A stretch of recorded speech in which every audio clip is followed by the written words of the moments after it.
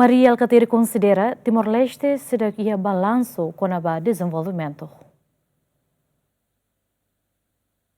Secretário-Geral Partido Frateling Maria Alcatiri hateten desde Timor-Leste hetang nina independência, povo continua moris e susar nialaran, no balanço do desenvolvimento e a nação continua lá e a mudança e a setor essencial sira, mas que cada tinang governo aprova orçamento geral Estado o montante bot para desenvolvimento nacional. Alcatiri hato questão ne liusi conferência ba imprensa nebe realiza e gabinete ex-titular Farol, o di hato mensagem ba povo ligado ho comemoração lorong consulta popular badala ruang resinen nebe se celebra e sábado semana ne. Há um conceito de desenvolvimento centro para desenvolvimento do povo de vida.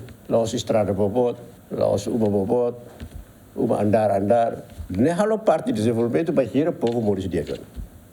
Enquanto o povo será Moris Dias, nene rai rahum atu na fatin soeba povo de mata. Tu ir há um conceito de desenvolvimento, se não ia desenvolvimento.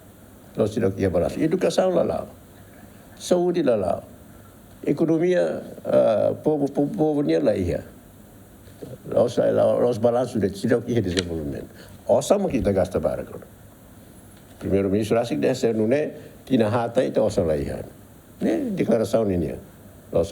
O comemoração tinang ronu resinen balorong referendum ne, ex-primeiro-ministro ne, o seu governo atau tau as interesse comum atau lori povo idane ba Moris Diak. Baru ba povo toma povo ida que agora beldeha rihong atus ruang ada ka rihong atus ruang resi maka tempo na ba baru sidau Moris baru Moris ora mo sidau bel vota apa atu itu hotu afanu malu itu hotu atu hater itu hotu atu loke mata itu hotu da fati hakar defende causa va atu liber sai povo se mo kitu sia causa comum itu hotu tem que até que dalam ida de raine atau sai jardim para Timor ante toma la bela ia violação da Constituição la bela ia violação da lei la bela ia ditadura do poder político la bela ia ditadura da maioria. Ia bibang ne Alcatiri mos suba geração fonsira atau perparaan di dia ho di continua desenvolve nação ne ia futuro ho diak Luciano Amaral Jacinto Fuca Jemen.